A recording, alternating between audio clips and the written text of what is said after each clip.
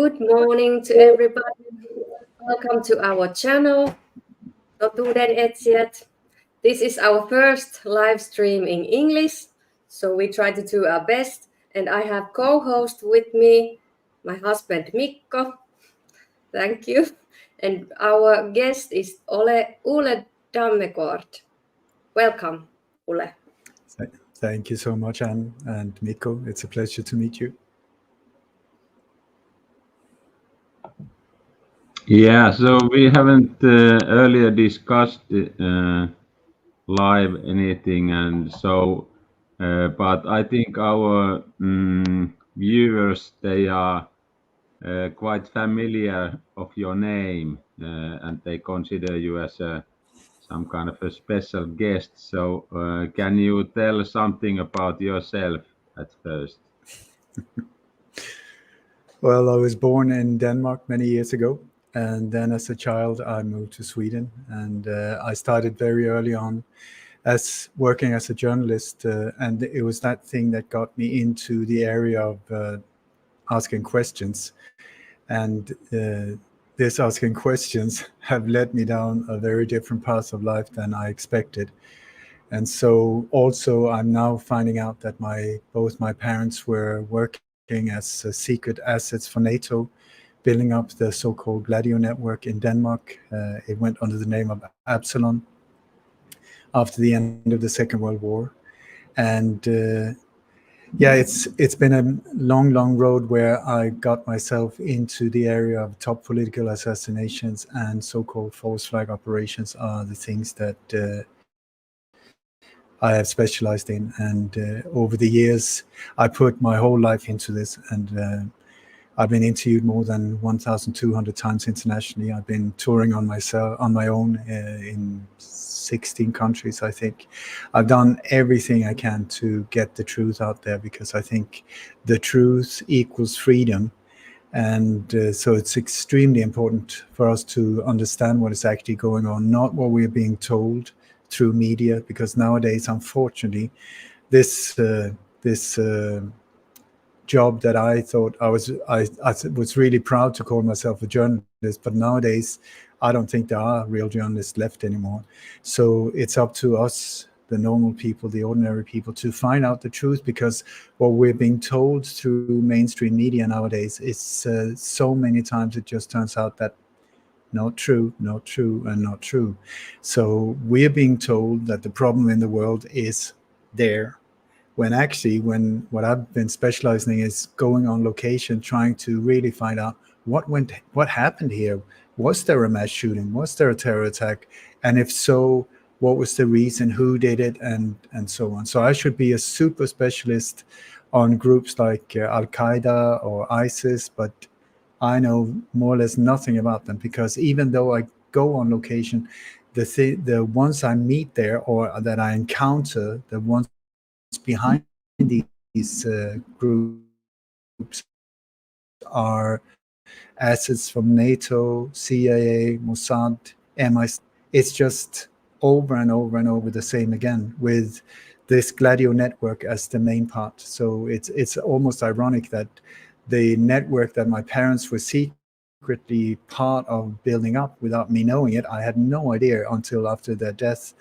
The very same network that was then taken over by CAM and other intelligence agencies and started to be used as a terror tool against ordinary people in beautiful countries like Finland, Sweden, Denmark, many other NATO countries, are the same forces. The same forces that they built are the same forces that I'm now exposing. So a bit bizarre.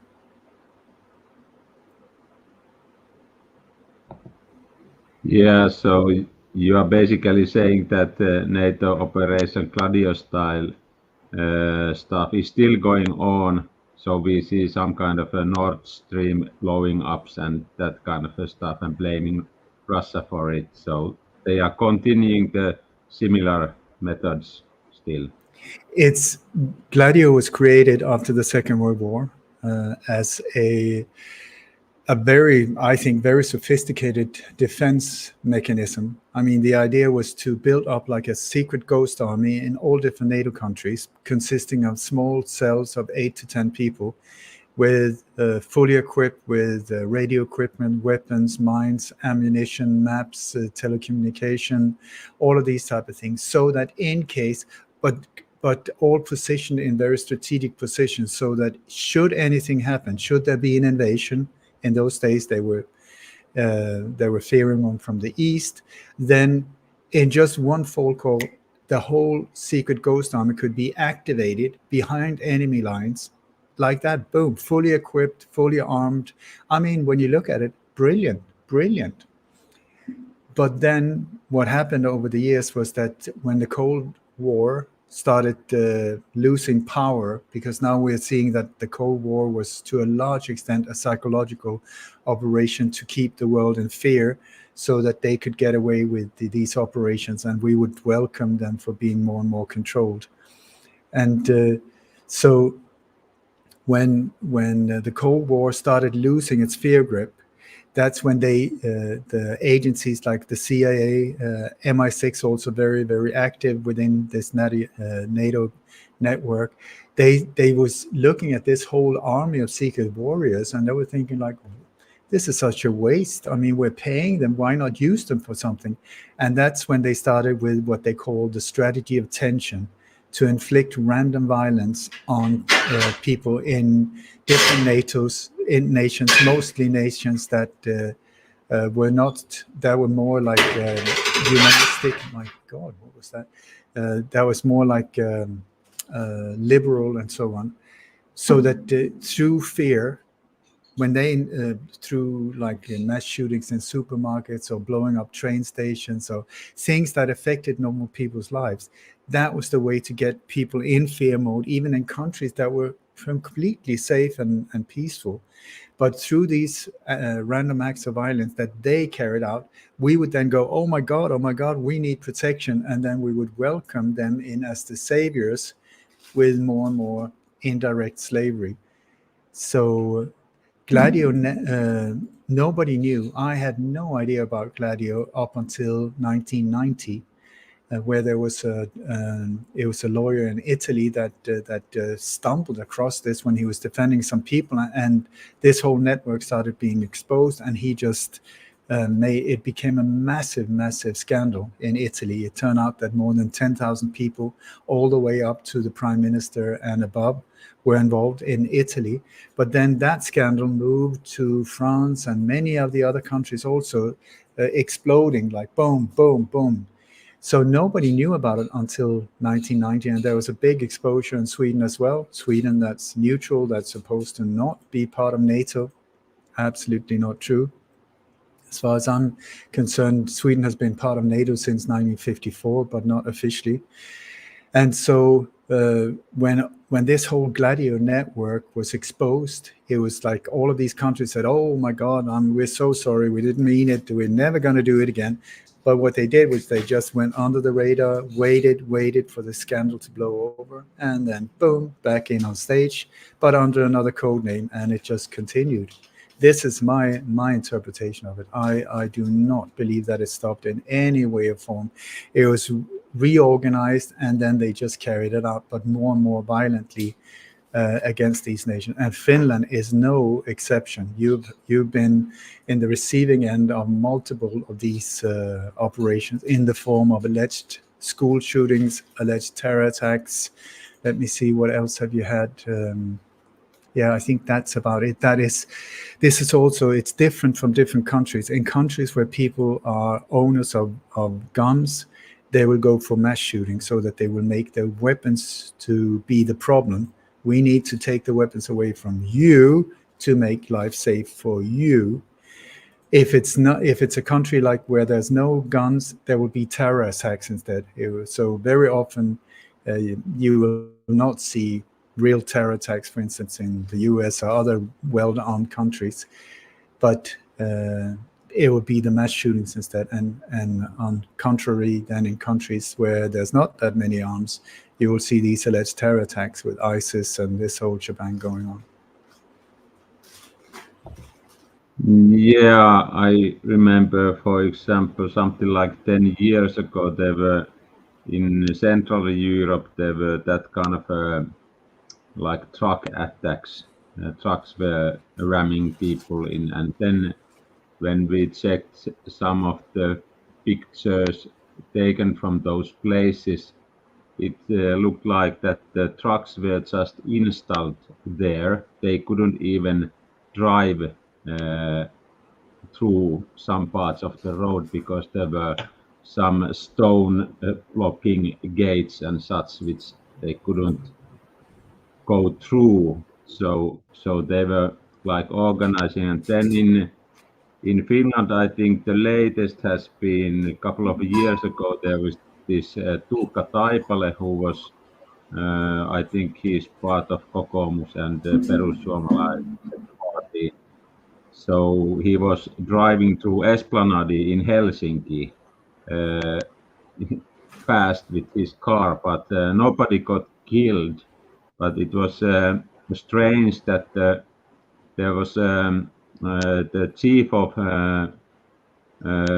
security police, suojelupoliisi, säkerhetspolice guy, Antti Pelttari, just instructing the policemen there in the scene, and it looked like that Antti Pelttari was just randomly walking there in this false flag operation. Or I don't. It's not maybe false flag, but I think it might have been some kind of a ritual driving just to make some kind of case that we can do this kind of a thing and nobody gets prosecuted out of that. So because this driver Tuukka Taipale and the passenger woman, they didn't get any charges or responsibility of the actions, and it was just classified that it's some kind of a psychosis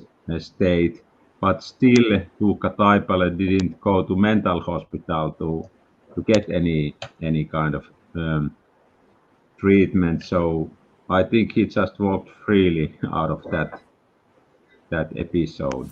Do you know, it's we have these there's like trends. It's very trendy at the moment. Right now you have knife stabbings in Australia, indirectly NATO, where it's just like a wave of stabbings. They come in like waves. We had waves of stabbings in the UK a few years ago. We had wave of I must say alleged stabbings.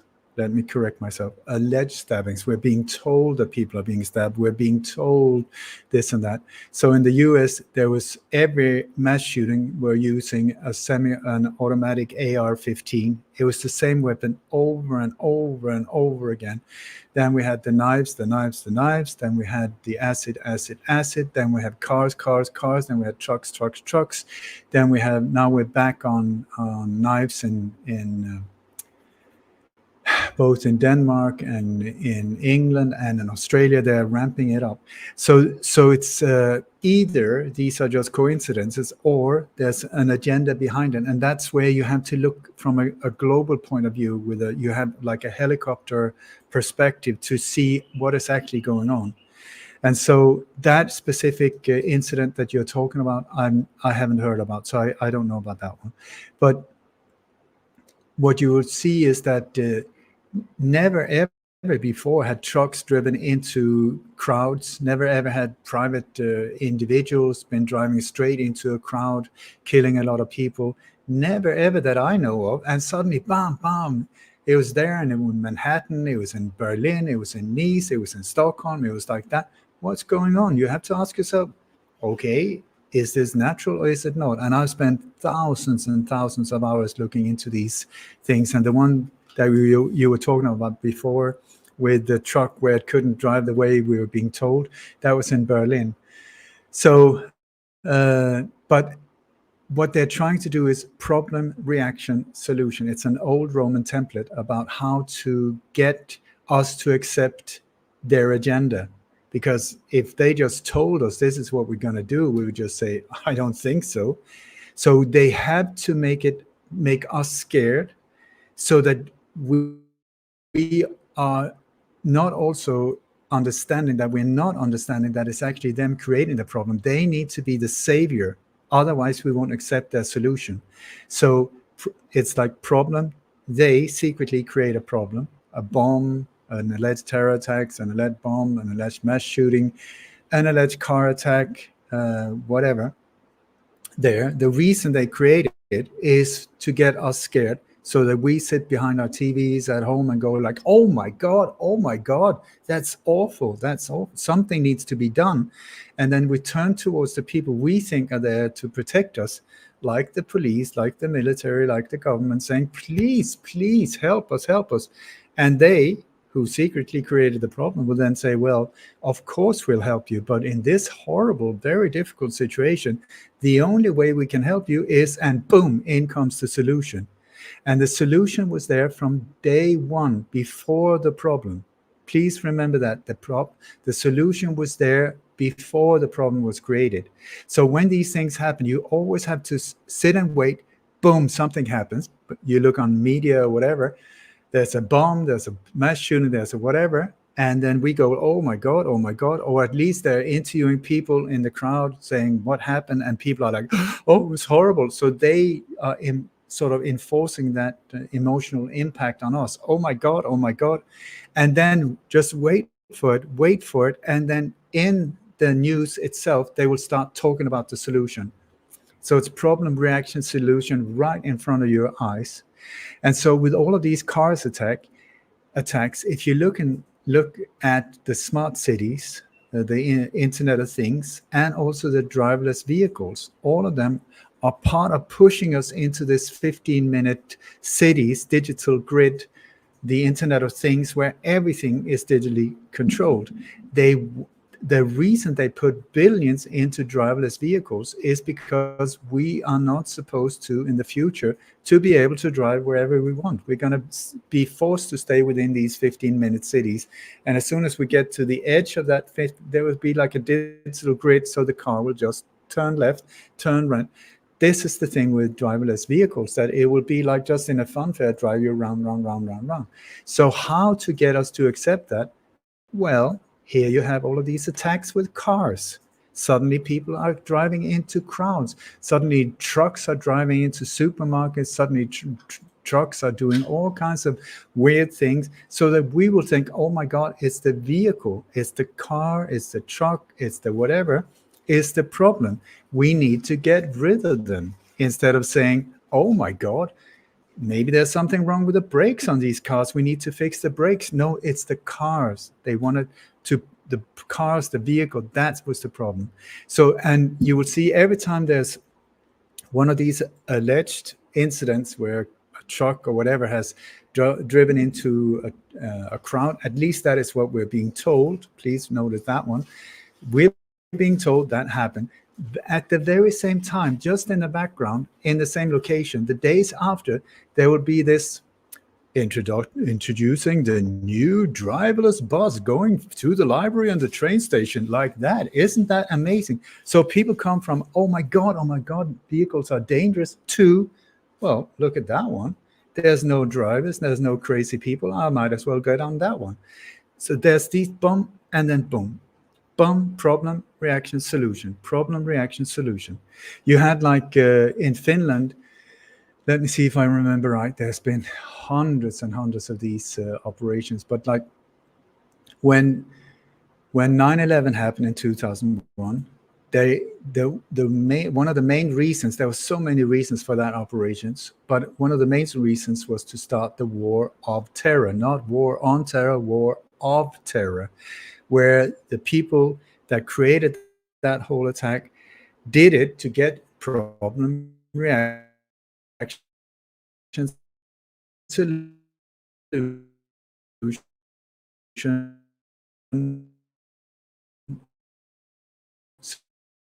so that we would go, oh my God,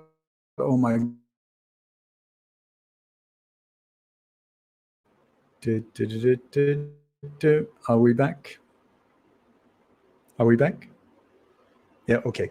So there were so these wars were built on something that now I think most people can agree on was complete bullshit, absolute bullshit. How they carried it out, it's still up for discussions. It's so multi-layered, but the reason for it was on a main part, to start the war of terror. And then after that, all of these different NATO countries, or countries that was close to NATO but were needed to promote this whole agenda of absolute terror and war and violence and death, needed to get on board. And it's like after 2001, that's when countries that would not say yes sir, no sir, and just accept whatever, like Finland, like Indonesia, suddenly had these terror attacks, where you will see Finland was saying, no, we're not going to accept that. Boom, there was this mall shooting, this mall shooting in 2002. And right after that, you had here in Bali, where what did they hit? Was it like a Balinese temple so that the Balinese people were the target? No, it was the most popular places for Australians and people from New Zealand, their party place. So they hit here, but actually they were going for mostly for Australia and New Zealand. And right away, Australia and New Zealand said, oh my God, we need to defend ourselves against the terrorists of the world. And boom, they were on board. Close to NATO and part of NATO, and suddenly they were on board. And it's like dear old Mr. Barry Soetoro Obama, he said very kindly afterwards, like, sometimes we just have to twist the arms of nations. This is exactly what he means, like just force them into do what they want to. And the agenda, if you haven't noticed, like the propaganda that has been going on in Sweden and Finland when it comes to being pushed into NATO, it's unbelievable. I mean, the propaganda machine, I haven't lived in Finland, but I've seen a lot what's going on, and also from the Swedish point of view, it's just absolute, not true propaganda that is being pushed on you to get you in a fear mode. So you will say, yes, we accept for our protection. We will say, yes, sir, no, sir, and bend over, pull down our pants and surrender. Look at Sweden. Look, I mean, now Sweden has just signed over all its rights to the US. It's like, welcome to the brave new world of absolute madness.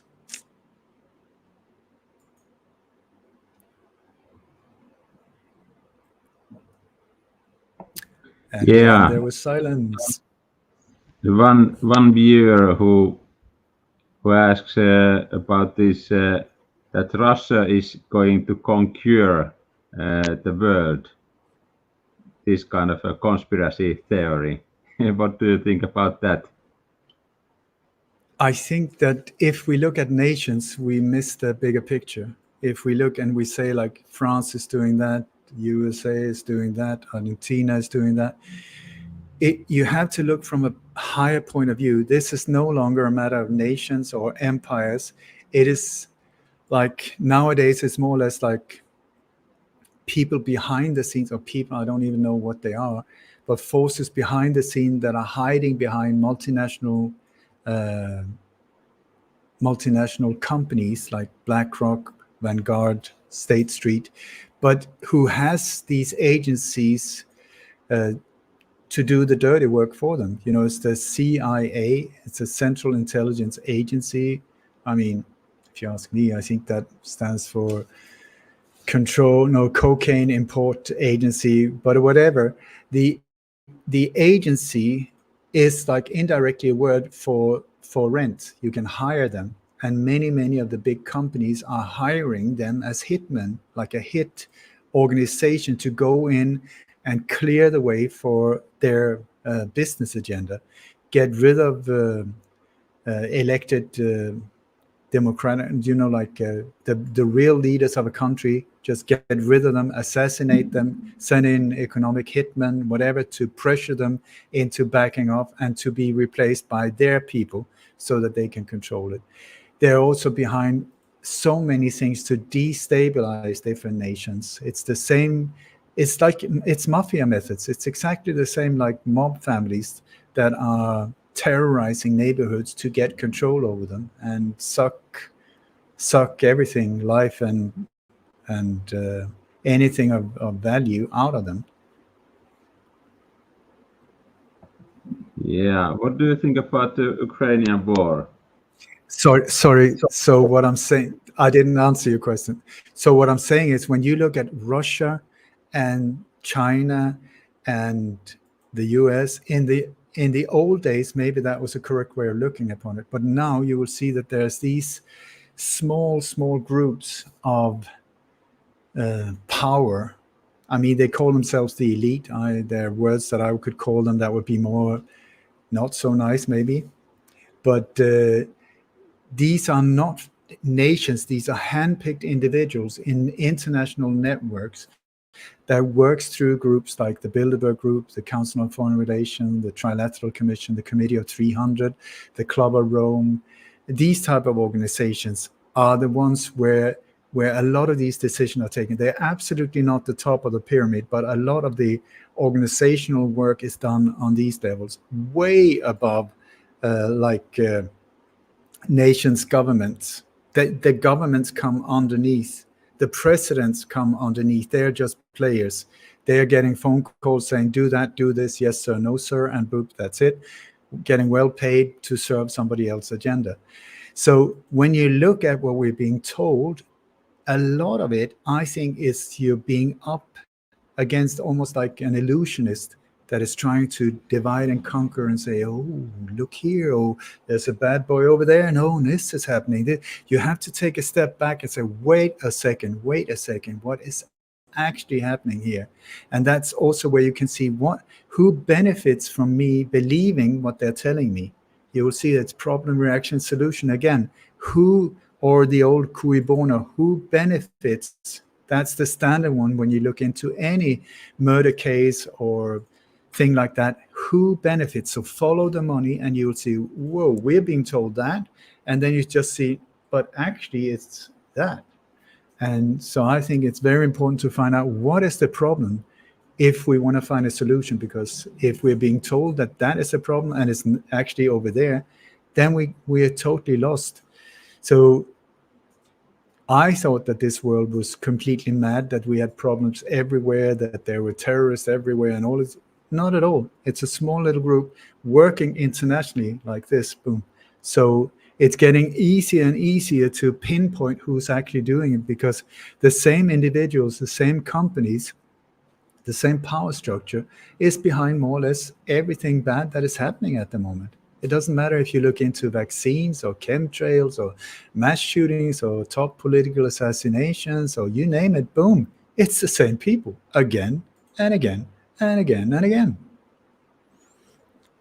You have the fourth industrial revolution, Klaus Schwab and his gang, which also have this organization under them called Young Global Leaders, where they've been preparing since the early 1990s, at least, they've been sort of educating and manufacturing leaders of tomorrow, of the future. And over these years, you had, if Klaus Schwab is telling the truth, Putin was one of them.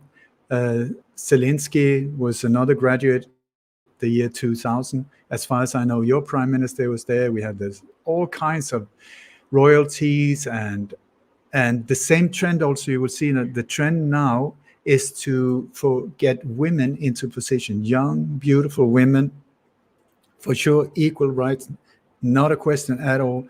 But there's a trend now replacing them as the chief of police, the chief of ministry, the chief of all of these trends, also, and also putting a foreigner, people that are not of that nationality there, to destabilize, indirectly deconstructing the country from the inside in so many different areas. So yeah, I hope I answered the question now. Yeah, I remember seeing false flag operations. There could be, for example, the same cameraman in different countries and same crisis actors doing their acting. So they are just some kind of an organized crime that way. We had just to say, I mean, Finland is not a country I've been specializing so much on. Sorry, but thank God you've not been the receiver of that many of them. But there was one in Turku in Åbo where there was one of the guys that is, if I remember right, he jumped the guy with a knife. That was the time when there were knife attacks going on in Finland. And so he was stabbed and he ended up in a wheelchair. Well, that very same guy was also involved in one of these terror attacks in Sweden also. And then he was being interviewed on Finnish TV, on Swedish TV, other TVs. And he's rolling around in his wheelchair and it's really, oh my God, poor guy. And then I've got footage of him where he's standing up. He's walking around having a drink, talking on the phone at the same time as he's being an invalid. And many times these people, you will see that they are former militaries. They have a career, former military guys. They're now 45, 50, but former military guys. And this is the people that are being used many times in these operations. Yeah, we saw this Corona theater a couple of years now, and I think many people woke up to reality, how things are organized, and some people say that we live the age of truth now. That is it possible that this elite disinformation can be overcome in some years now? I hope so. Otherwise, I would have completely wasted my life. There is in the Bible, it says that, and the truth shall set you free. And I really believe that, it is the truth, even though it's really, really painful sometimes to see in families and relationships and in these situations as well. It's not nice. It's still the truth. And the healing can only come when truth is exposed. And I'm completely in love with truth. I think it's absolutely amazing. And because the truth fears no investigation, it fears no attacks, it just is. And it takes no energy, it just is. But when you look into these conspiracies, conspiracy just means two people breathing together. That's conspiratus. But it has now become something where it's like two or more people involved in criminal activity, planned or carried out. So to move a conspiracy, you need lies upon lies upon lies upon lies, and it just becomes like a big mountain of absolute bullshit. I mean, it's like a big pile of shit actually that needs to be moved and filled on top all the time with lies, trying to cover up for the lies, covering up for the lies, covering up. And then people inside get nervous and they start fearing each other. They start killing each other. So the difference between the truth that is just like a silver surfer, just whoosh, like this, and conspiracies are incredibly different. So transparency is the way forward, I think. Like in buildings, government buildings and all of that, take out the doors. Don't let them have meetings behind closed doors. Absolutely not. Give people access to the books, the numbers. They work for us. But when you look to the word government, it means it's Latin, govern, control, ment, the mind. It says it, or in Sweden and these Scandinavian countries, or German as well, it's called regering or regierung, which means controllers. I mean, really, I don't think that we employ them to be our controllers or anything like that. But that's how they behave.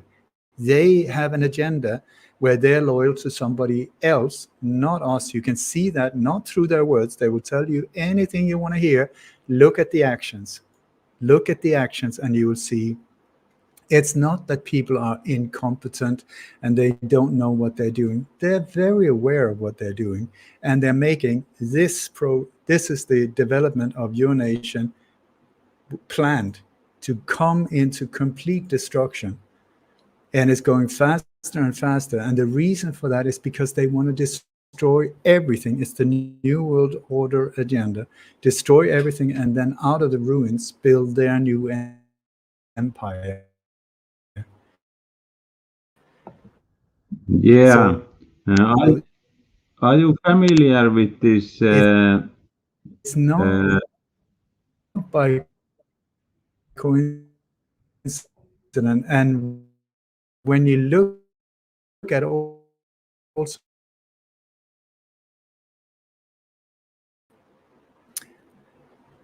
you're back. Yes, you are. And like Klaus Schwab say, you will own nothing and you will be happy. If that's the case, dear Klaus, I think, why don't you give up everything you've stolen, give it back to poor people, and you live without nothing. Show us that you can live like some kind of Buddha, and maybe we will be impressed and inspired and follow. But until then, this is what you can get from me. You know, who are you to play God and decide who's going to live and not live? I mean, not on. These secret meetings like the World Economic Forum or the Bilderberg meeting and stuff, we should just go in there and say, enough. It's not on anymore. There's so few.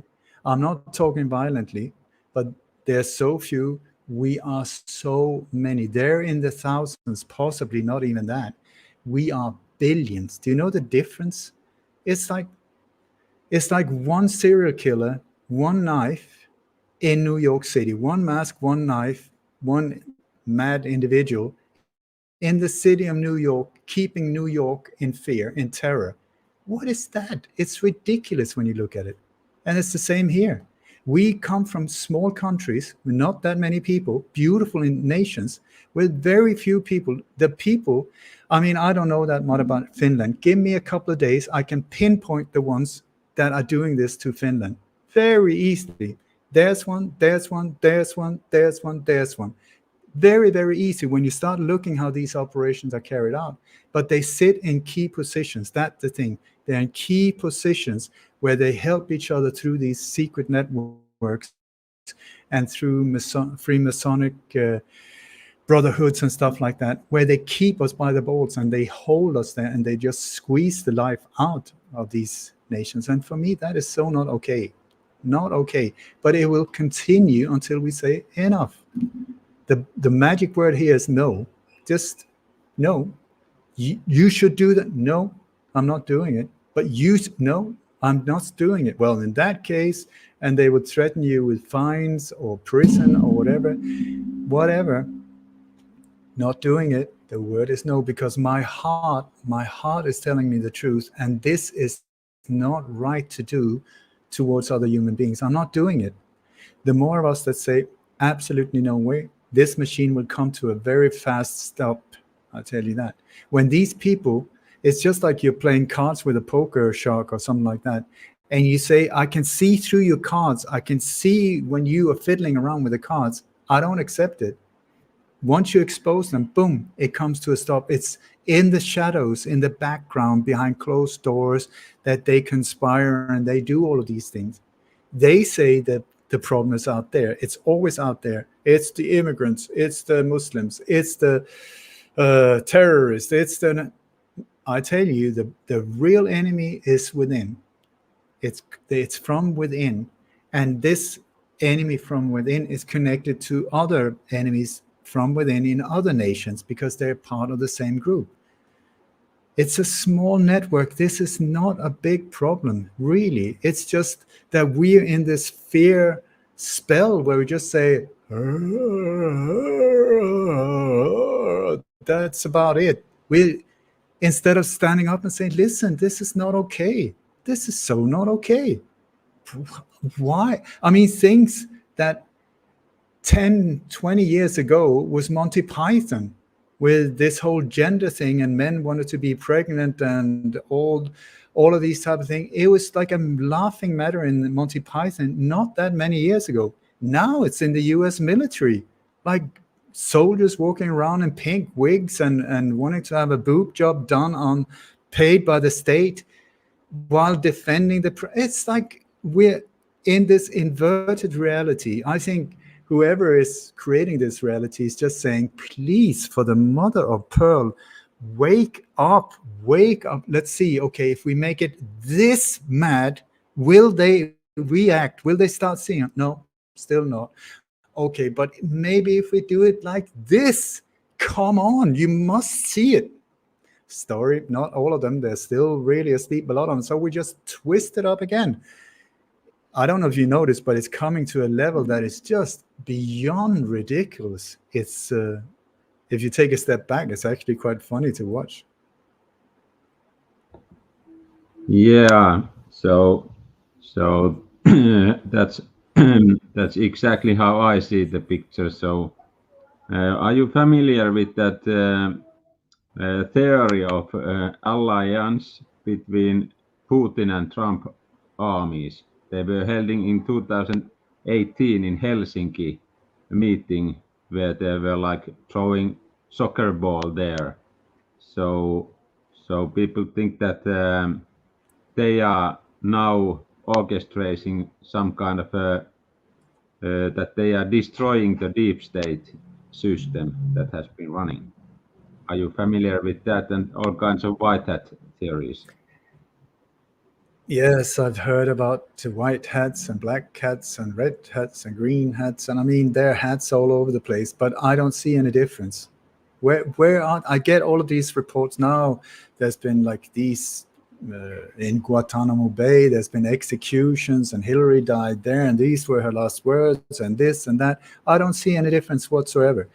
So I tell you, I hope it would be amazing if there are white hats out there, but until then, I just think we have to do it ourselves. Dear Mr. Trump, I mean, I don't trust any of these players on that level. Absolutely not. When you look at who he's dealing with, who was in his administration, who was that, and people say, yeah, they were his enemies, but it's better to keep your enemy close. Okay, so you handpicked exactly your enemy to work against. That, I mean, I'm not super smart, so maybe that's the way they play these political games. But at the same time, you have to look and say, why on earth did you pick exactly the ones? Why did you go to Israel? Why did you go the whole shebang? Why did you? I mean, this is what I believe, is that we are looking at these individuals like front players, like Donald with the hairdo, or Joe Biden with the diaper, or Putin, and we're waiting to see where's the hero, where's the good guy. We're so good guy, bad guy, white hat, black hat. But with the behind the scenes are something going on that is like the world of these agencies, which is smoke and mirrors, like inside a labyrinth, inside an enigma, inside of a. It's so difficult to know the clear picture. Many people, even the people involved in these operations, don't understand it themselves, because that is the way these operations are set up by design, by standard, where everything is compartmentalized, meaning you only know your part, you know your part, you know your part, and very few people know the whole picture. So when we're being told, yes, they had this meeting and they decided to do this, did they really? In that case, great. But I completely doubt it. And who are the ones saying that they had these meetings? Then you will have to look at who owns these news media agencies. Are the owners, do they somehow benefit from me believing that happened? Or because when you start seeing how this international media is owned and controlled, you're back to like, oh my God, it's so rigged. This is so rigged. And so what we're being told, you have to ask yourself, question number one, is it true? Yeah, it is. Okay, how do you know? Well, I read it on the screen. Okay, so who can affect that screen? So maybe somebody that can have a large controlling part of the internet. Could they sort of affect it? Could this be propaganda? Could it be something else? Yes. So how do you know it's true? Because I saw it on the screen. You don't know. And this is nowadays with all of this film editing equipment and film effect apps and whatever, where you can swap faces and you can change the voice of somebody and you can do. I mean, how do we even know? Putin said that. How do you know? Well, I saw it on the screen. Means nothing. Well, Trump said that. How do you know it was Trump? Well, I recognize his hairdo. Well, there's more than one with the same hairdo. We have like 4 different Hillary Clinton. I was part of making a book. We have 4 completely different individuals that have been portrayed as Hillary Clinton with the same hairstyle. And we just like, Hillary, Hillary, Hillary. They're not even the same age. One is short and quite fat. One is young. One is really old. And we're still like, Hillary. We had to snap out of it. And when you look at Trump, what on earth did he do? He was draining the swamp. Was he really? Yeah, he did. Okay, what did he do? The storm is about to come.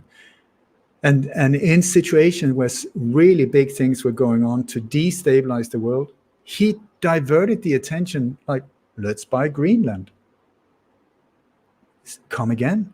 Let's buy Greenland. And the whole world was just like, why? Looking that way. It's like being up and like against a magician.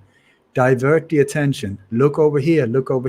Buy Greenland. Another time when things were really going on, he said, let's build a wall. Where? Towards Mexico. Well, who's going to pay for that? Let's make them pay. So the whole world was discussing, why should the Mexican pay for the wall that didn't work anyway? While in the background, a lot of real things, really negative things for the world was going on. So look at these players, how they dung. And I've been touring a lot, and 2 times people have come up from the audience saying, when you talk about false flag operations, the way they set these things up, you're describing my job. And so I said, so what's your job? One of them said he's a magician. The other one said he works as an illusionist. So how to divert, how to think that these are the options. You think that you picked that card. No, I picked that card for you. You think that you have a free will. You think that you made the choice. Sorry, you did not at all. And while I was doing this with the left hand, it was actually this one that did it behind my back. This is the thing we have to become aware of, that we're being played. Boom, boom, boom. There was a big scandal a few years ago where I think it was in the States, where they had hired in this company, Britannica, what was the name of it? Anyway, where they had connected all the social media platforms and all the intelligence agencies, all of these media outlets stuff, connected them together so that they could, on a person-to-person platform type of thing, hand make exactly the information needed to go to me, for instance, so that I would accept their agenda, so that I would vote for their guy. And another one for Mikko would be different. The feed from Facebook and Twitter and all of these things would be different. So it would affect you from coming from what you liked and the comments and all of these type of things and your friends. It would be in a different way, so that they could manipulate you, and it would come in a different way, but specially made for you. And now with AI, God knows what are we looking at when we look at these screens. They're called smart screens, but they should actually be spelled EVIL, evil screens. Who is controlling it? You had to take a step back and say, whoa, wait. Until I believe this, I need to see if I can find the real truth. And so people start Googling, who controls Google? Well, on YouTube. Well, who controls YouTube?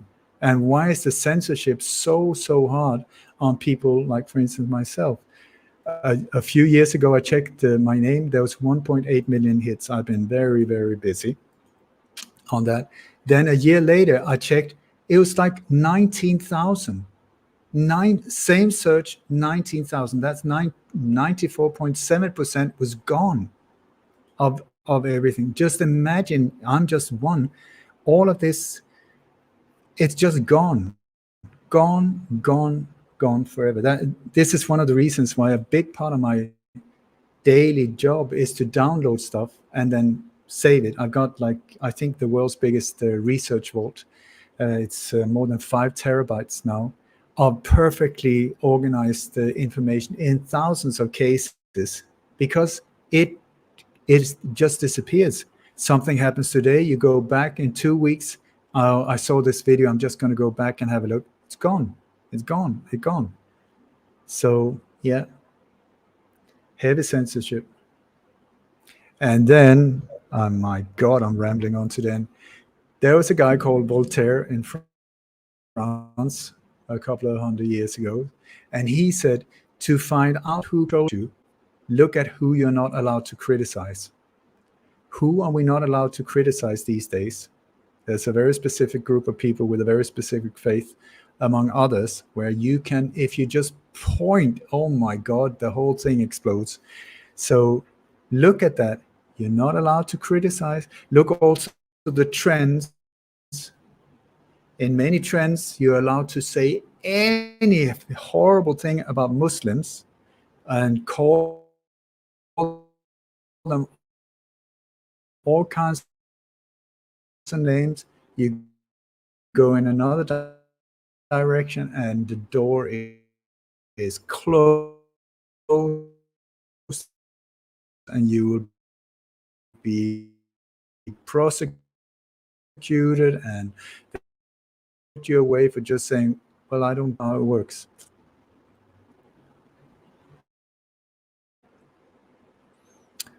And we're back live from Houston, Texas.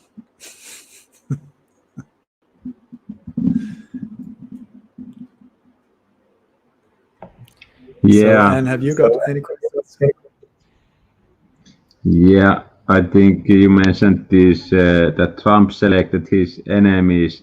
Of course, he can select the enemies if they are replaced by an actor, because there is fake Biden guy who is not even Joe, and there are those Hillary acting women who are not actual Hillary Clinton. So and then there is the faces are different, so they can play, they can do lots kind of psyops with their own actors. So that's, I think, why you can see still those deep state faces, but they have been just replaced in the real life. But it's bigger than that, though, because it's sort of like, I mean, I grew up in Sweden. I believed in democracy. I believed that there was no corruption. I believed that the police were trustworthy. I believed all of these things. I mean, I was super naive, and I like to think good of people and things like that. And it's been a very, very sad and shocking trip for me to go down this path and find out, like, oh my God, what the hell? And that's just Sweden. But Sweden is a very interesting country in all these operations because they're number one front line when it comes to pushing a lot of this agenda on the rest of us. So the thing is with when you start looking at how the political systems are set up, I mean, once I started finding out how they work, I've never voted. I've never, even though I dedicated my life to find out the truth, I've never listened to a politician. I don't listen to any of them because I know also from the inside how they're rigged. So in most countries, democracies, we have like different parties. Like you have like one left, one right, one center, and then you got a few in the middle, small ones normally, so that you can choose which one do you want. Like, do you want this one? Do you like that one better than this one? Are you right wing, left wing, center, whatever? Okay, so this is democracy. And when you think of democracy, by the way, it's like, what does that mean? It means like we vote on the option that gets the most votes. That's democracy, so let's do it. That's also the mentality of a lynch mob. Like if 90% says, hang the bastard, and he got hanged, and 10 are saying, but it's not right, it's not right. Well, democracy says, hang the bastard, because all of these 90 wants it. So democracy is a strange one for me. I don't really get it. But anyway, So the way it's put up is like this. And so many people, they go there and they vote for that one, that one, that one, that one. The thing is, the only problem is that it belongs to me. The arm belongs to me. So it doesn't matter which one you choose. And this is also why nothing changes.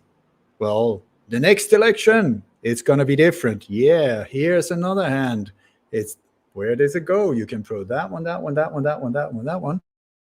But it still belongs to me. Well, in 4 years, it's going to be different. That's true. And here it comes again. And nothing changes because I'm still in the background. I am still in the background. This is how it's rigged.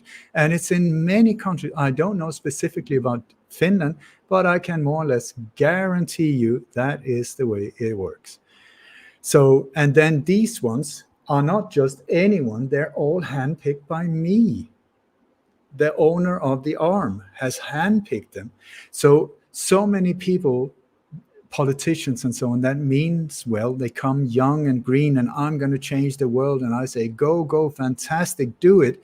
But during their way to powerful positions, they will be intercepted by these forces.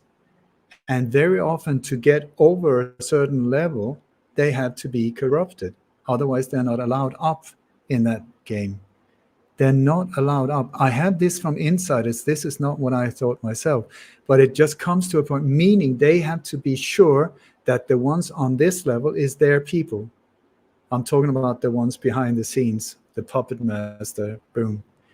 So the people that you are allowed to elect, it doesn't matter to them. Which one do you pick? This one, this one, this one. They all belong to me. So I'm in charge of this game, and that's how it's played.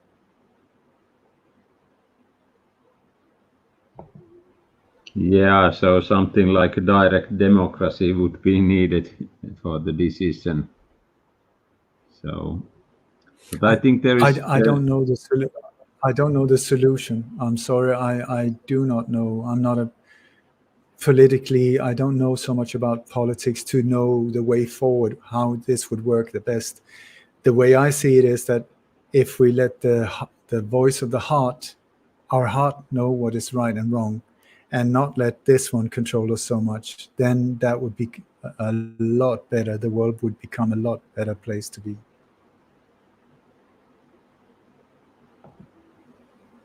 Yeah, I think there is some change in the environment because, for example, if we see we have seen Epstein in prison, and now we see Puff Daddy, music industry business, that kind of people who have been doing that child trafficking and pedophilia stuff. So if the world is now changing, then we also see that kind of crime investigations which were not available when Deep State was controlling this situation.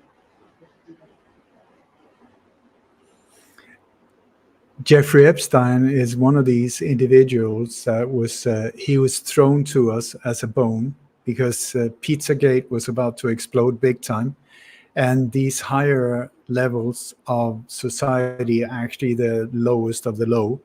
But in the top of society, there's a lot of dark stuff going on, unfortunately. And one of these things are involving sex trafficking, prostitutes, children, and so on. Very sad to say, but this is on an international basis. And one of the reasons why they have this going on is also to collect things that can be used for bribery, blackmail, where like J. Edgar Hoover, the head of the FBI, half of his budget almost was put into collecting dirt on people in the US so that they could be controlled and put them in situations with prostitutes or other things like that could be filmed and then used against them should they not say yes or no, sir, and obey orders anymore. And the same with Jeffrey Epstein, who was working both for the CIA but also Mossad, mostly Mossad, where his job was to supply women, children into this drugs, the whole thing, into this network, where he was given the buildings that he was given, his island and all of these things were there rigged with cameras and recording equipment, so that anything that happened there could then be used against all of these people. And then they invited all of these influential people, powerful people, to these places where they were being filmed, and then they had them by the balls. So Jeffrey Epstein was just like a low-level operator, or low level, but he was like a supplier.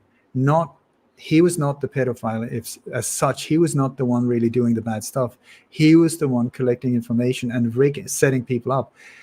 Jimmy Savile in England, he was a lot more dark as an individual and horrible in many ways, but he was also doing the exact same thing, supplying the royalties and these different levels of Freemasonic things, also with children and prostitutes and people from mental institutions. It's very, very dark when you get into that. Well, you have Marc Dutroux in Belgium, very similar. You have several cases in Sweden, also very similar. So these things are rigged. And so when Jeffrey Epstein went down, I had a guy outside the courtroom when he was put in prison. I said it live. I said, this guy is so not going to come to trial, never, ever, because he's weighs too much. So either he's just going to suicide himself, or they're going to let him out. And I don't think at all that he was that he died in there. Absolutely not. He was just relocated and used for other operations.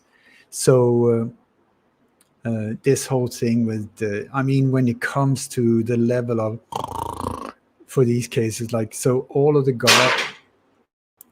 guards fell asleep, the cameras just happened to stop working. This is a high security prison. It was just one of the top criminal cases for the last decade or more. And then, well, very sorry, they all just happened to go to sleep. And I've interviewed people that have been in that prison. It's like, there's no way. It's like 24/7 surveillance cameras, people everywhere like that. And then he just happened to hang himself.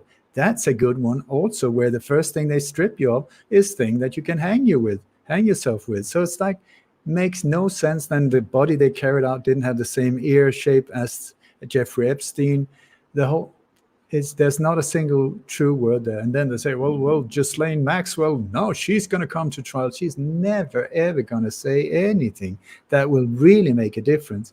They would throw a few bones, maybe a few names. Oh, you bad boy over there, you just go and take the fall. And like that, diversion again. Do not look at the real truth. Do not get too close to the real truth.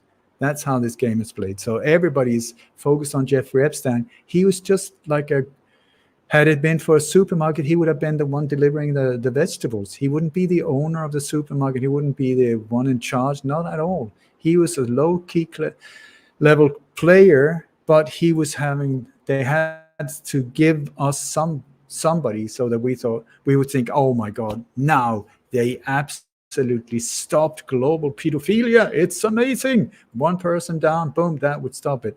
Not at all. It's just continued. Unfortunately.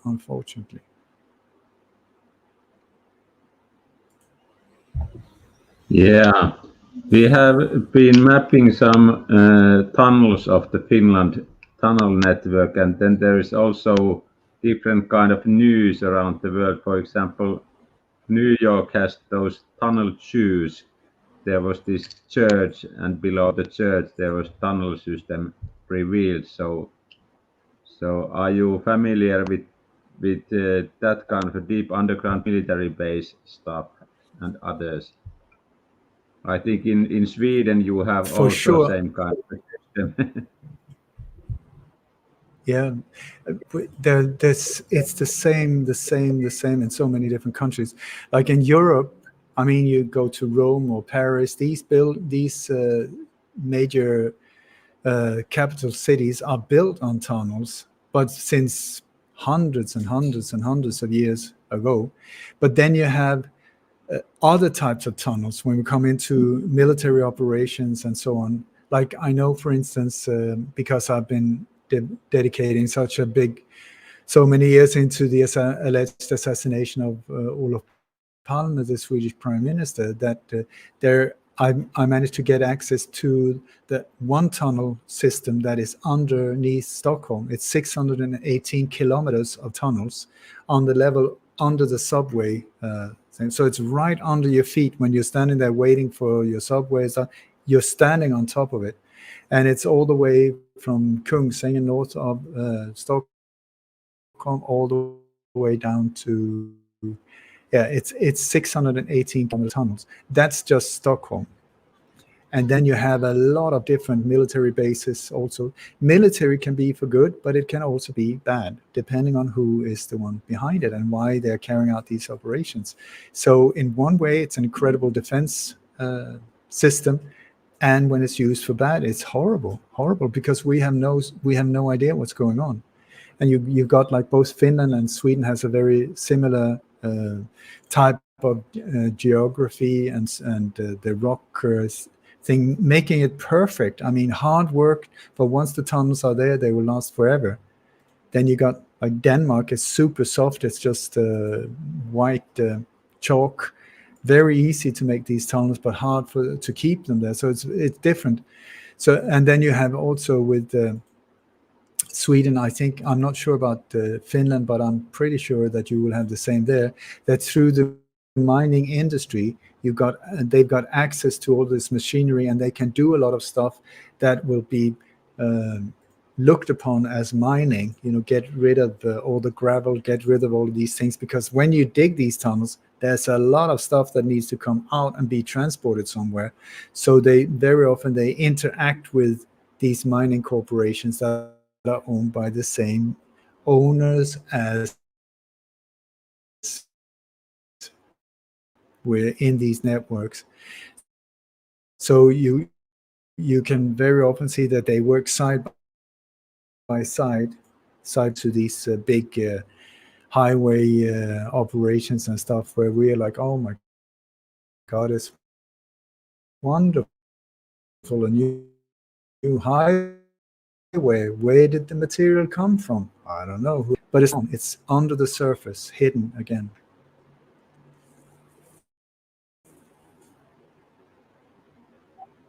Yeah, we have been discussing 1 hour I know already. in the US, there's a lot of these so-called. Okay. Yeah, so we have been discussing now. I don't know. 1 hour. Do you want to continue? Maybe one last question. Okay.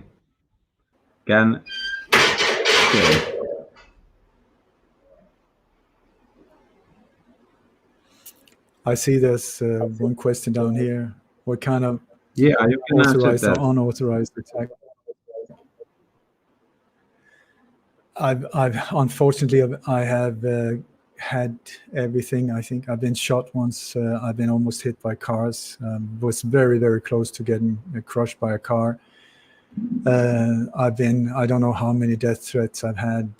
I've had friends murdered. I had friends that are now in jail, that are in mental institutions. I and my family, we moved first from Sweden to Spain when it was getting too eerie in Sweden. And then after 20 years in Spain, we left again during COVID. We escaped and we came to Indonesia, where I'm living now. So it's and the censorship and the attacks in sort of like on an internet level, I could go on for hours, but it's just boring. But part of these attacks are also to be invited to mainstream media programs. I've been to many of them. I said no thank you to all of them, because I've seen so many times friends in other countries, in the States and England as well, where they get invited to like BBC Panorama. Oh, it's amazing. And people get like really excited. And then, like, for instance, my friend, Professor Jim Fetzer in the US, a team from BBC went there to Duluth, wherever that is, Minnesota, Duluth, Minnesota, where he's living. And they recorded 8 hours. They filmed 8 hours with him, and they left. I spoke to him. He said he was so pleased. These people were so nice. It was incredible. They had such an interesting time. And I was just like, Jim, I really, really hope that this is not going to go the same way as it normally does. And so the final thing, these 8 hours was then cut down into 3.5 minutes, where they had cut it in a way that he looked like he was completely brain dead and made no sense. Tin for that conspiracy madness like this. And that's how the game is played up until now. I really, really hope that soon we will see that there is a shift. I already prepared for several years where we have been recording ourselves, but with high quality TV production type quality. I have about 17 hours of interviews with myself in different areas that are there on standby on the day when mainstream media will be controlled by us, the normal people, because then there would be I think that there would be an incredible interest in, like, what the hell happened? What, there was, because a lot of people are in the sort of becoming aware state where it's like really confusing and it doesn't make any sense. And then you got people like myself who's been down this road for like 43 years or whatever, that have gathered some information along the way that could be of help for people to understand what is actually going on, also so that we can avoid it from happening again. Yeah, I think that fake news media, mainstream media, is still needed because there are lots of people who don't want to wake up. So they can just continue living in the illusion, and that's healthy for them. So only those ones who want to get into truth issues, they can change the channel. So it's a good solution at the moment. Yeah, the thing is, mainstream media is fantastic. I mean, the networks are incredible. The quality of pictures and images, everything is amazing. It's just that the one controlling the media outlet is now loyal to the agenda going that way. And the freedom for us is going that way. So we have a bit of a problem here. But as soon as these two can be sort of organized, and that will also be at a point where suddenly it will be financially beneficial for the owners of these stations to go with us instead of to go with them, these big bad boys with deep pockets that can control through finances. But when we say, but listen, we are interested here, it will be beneficial for you to start telling us the truth, there will be hopefully a shift there as well, because we're coming to a point, I don't know if you can feel it, but it's just like coming closer and closer and closer to some kind of shift. It's like if you have a table tennis ball and you have a corner in the room and you throw it and it goes like bum, bum, bum, bum, bum, bum, bum, bum, bum, bum, bum, bum, bum. We're here somewhere. So either it's going to go right to a very dark place, or it's going to go woohoo to a very place like that. There will be a shift, and I really will do everything I can to be part of the woo to the wave. It's up to us.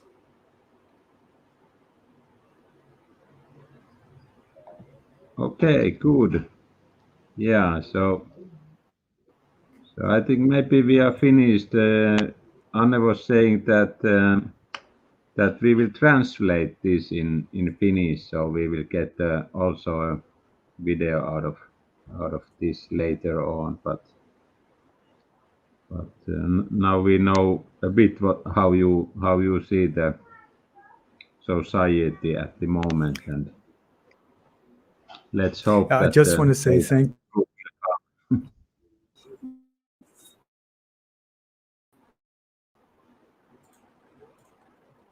I really want to thank you, because Finland and other countries where the understanding of English is limited have been sort of put at the back burner. I mean, like Greece and Bulgaria and many other countries where the population don't speak English that fluent. they have been in a position that has been sort of not so good for them. So I'm very grateful that you and other Finnish shows are opening up for this type of information, and hopefully it can be part of making a difference in these beautiful countries.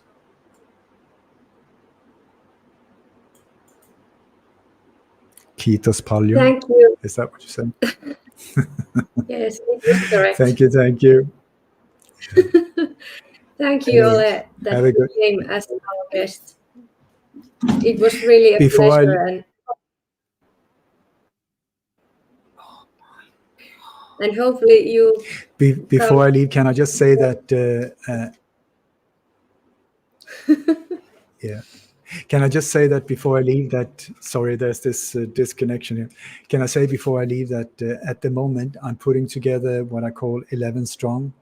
It's like there's been quite a few requests from around the world that we should sort of create a small little group of intimate meetings where so many people have so many questions, but they would like it face-to-face with me.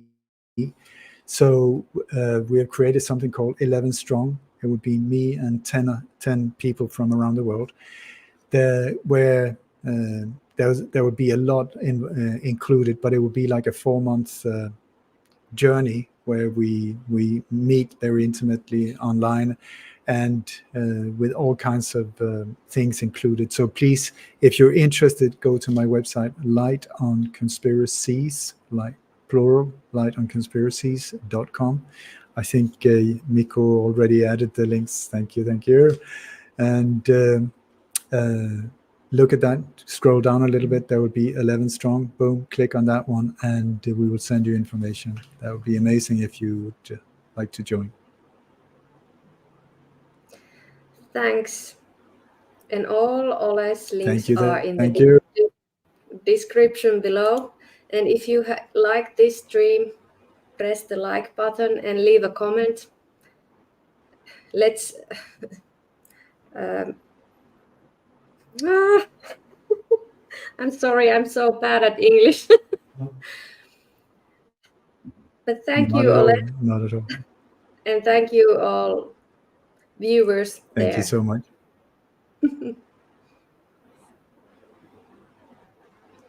Thank you. Mikko, do you want to say something? I think we are finished. Thanks for coming to the stream. Okay, thank you all, and bye.